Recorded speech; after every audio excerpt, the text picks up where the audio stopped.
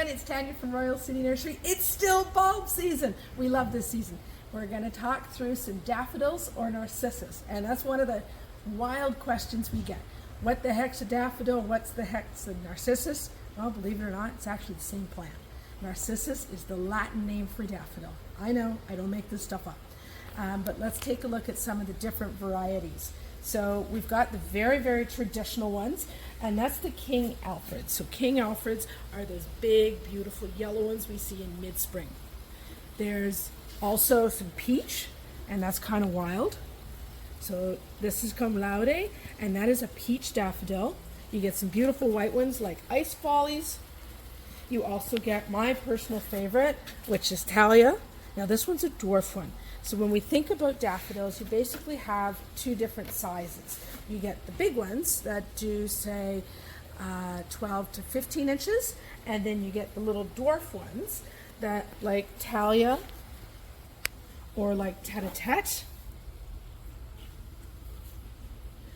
And any one of these, they do anywhere in that 6 to 10 inch range. So a little bit smaller. The heads are a little bit smaller, but when you're dealing with the dwarf daffodils, you also get a group. So you might get 2 or 3 flowers out of the same bulb, where the larger daffodils, so like those big King Alfreds, or like the Congress, this one's new this year. We're so excited about that. It's beautiful.